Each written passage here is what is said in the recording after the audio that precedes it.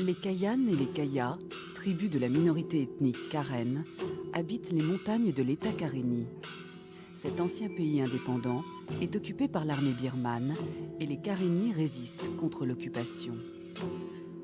Mais en 1988, le régime militaire birman ouvre la Birmanie à la mondialisation et l'argent afflue de France et d'Asie, permettant à l'armée birmane de prendre l'avantage.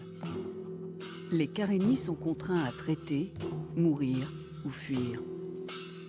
C'est ainsi que les Kayas et les Kayanes commencèrent à disparaître. Les Kayas, sous le coup d'un ethnocide mené par l'armée birmane dans le secret de l'État Karénie occupé, et les Kayanes, réfugiés de l'autre côté de la frontière, en Thaïlande, sous les flashs des touristes et les effets insidieux de l'argent. Le monde ignorait les Kayas, mais il voulait voir les Kayanes, que les explorateurs avaient appelées les femmes girafes.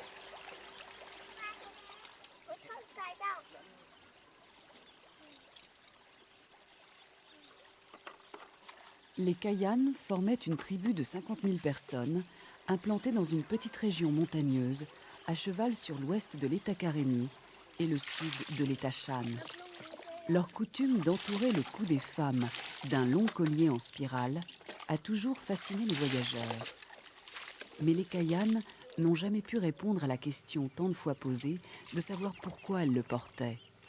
Elles disent simplement que c'est leur histoire, transmise de mère en fille depuis la nuit des temps. Au XXe siècle, cependant, on a vu la coutume commencer à se perdre. Environ la moitié des Kayanes l'ont abandonnée. D'abord ceux qui habitaient près des vallées et qui, sous l'influence des idées de progrès, ne la transmettaient plus à leurs filles.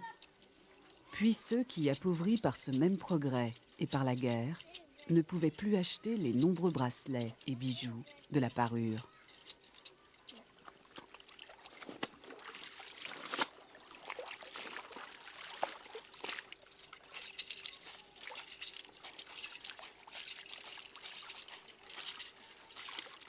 Mais curieusement, dans les villages de réfugiés, la tradition se poursuit.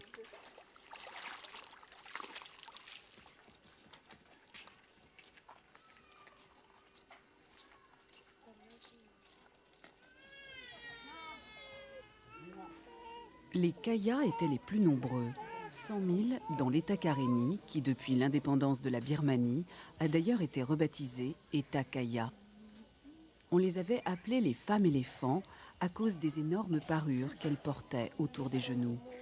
Cet amoncellement de fils de coton durcis dans une pâte végétale formait une protection contre les mauvais esprits qui, selon leurs croyances, rampent sur le sol. En 1997, seuls quelques Kayas s'étaient réfugiés en Thaïlande. Mae Hong Son, province frontière du nord-ouest de la Thaïlande, a longtemps servi de base arrière aux seigneurs de l'opium et aux nombreux mouvements ethniques de résistance. Il n'y est maintenant plus question de triangle d'or, mais de quadrangle économique, projet régional de développement des infrastructures, des affaires et du tourisme. On y propose aux visiteurs du monde entier plusieurs points forts: artisanat de Birmanie, trekking dans les montagnes, balade à dos d'éléphants et surtout visite des 3 villages de Long Neck, les longs coups, intégrés au programme de tous les tours opérateurs. Dans les groupes de touristes, une majorité de Français. Nous sommes ici dans un musée vivant, à Nai Soi, le plus important des 3 villages. L'entrée est payante, 250 bahts par personne. Les visiteurs doivent déposer leur nom sur un registre tenu par l'armée, mais c'est généralement le guide qui s'en occupe.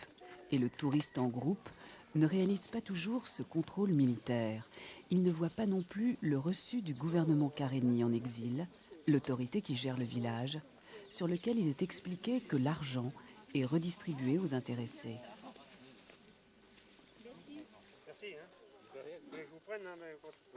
Et bien souvent, les touristes ne savent même pas qu'il s'agit de réfugiés, sans statut officiel, sans papier, sans reconnaissance internationale.